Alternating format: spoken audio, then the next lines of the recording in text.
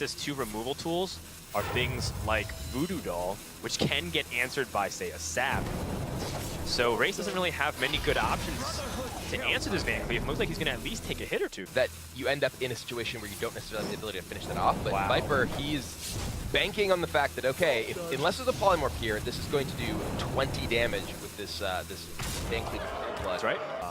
So Viper looks like he's going to hedge just a little bit against the Dragon's Fury, go face for 10, and a very big win over for Viper's side. You win.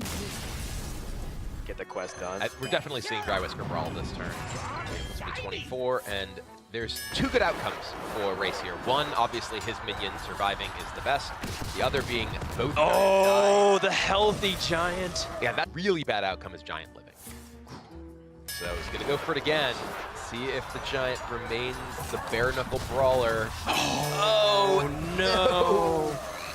And it is. That Giant has won a couple of serious street fights. Yeah, it looks like he's going for that clear. Like you mentioned, he's going to get some bad news. Yeah. Either Lich King lives.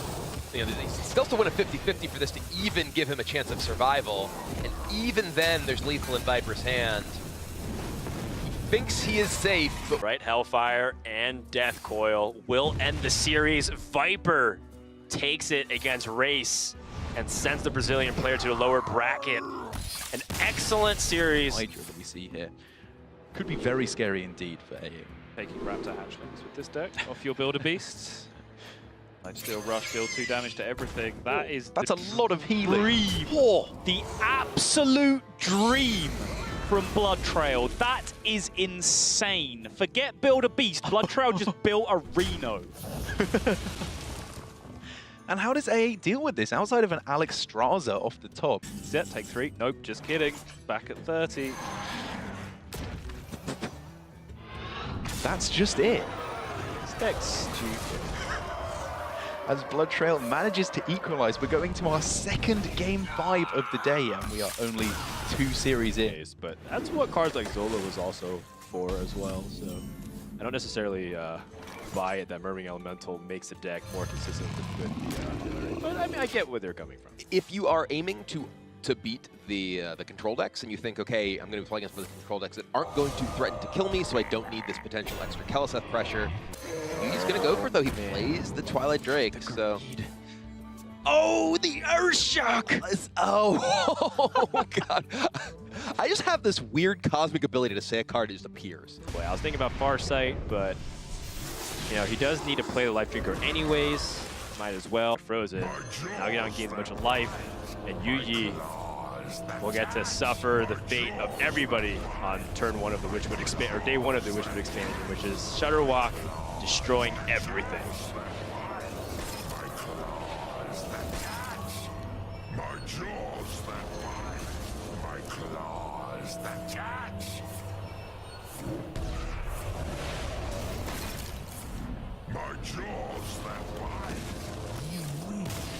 Nalguidan goes up 2-1. Yeah. And kill a thing is just a good play to make. Yeah. First one, yeah, he can rush with Houndmaster Sharper Wow. Poisonous. Nice spot by Nalguidan, going with the cheapest option. Keeping things open to make sure that he'd be able to maximize his chances of getting lethal that turn. That's just a delay of the inevitable. Yeah. But Jinsu does still have a Spellbreaker in his deck, so that would be lethal. The first one was burned. Or Black Knight. Oh, And that's it.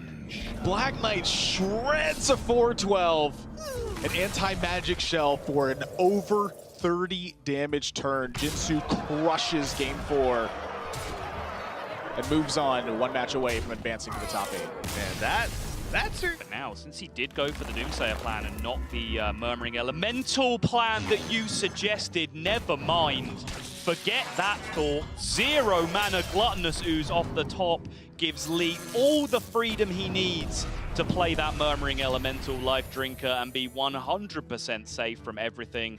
Looks like Killing All Day is going to have to wait just a little bit longer to get over the line in this one, because his maul is just giving his little nugs torn.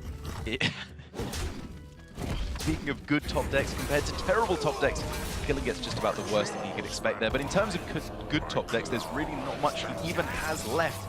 As Lee now realizing it doesn't matter what order his Shudderwock activates in at this point. It's just a big enough board, gaining him enough health. If anything sticks here, or he gets another Shudderwock back to hand, he will simply be winning this game. Yeah, just for BM. Killing all day. Down. He's got a Shudderwock. He has to land on the right target.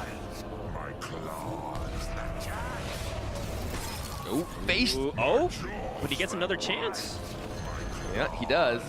And he's gonna heal for a little bit extra. Oh, the Frostmourne damage though. He's frozen. His face is frozen. Oh, you're right, you're right, you're right.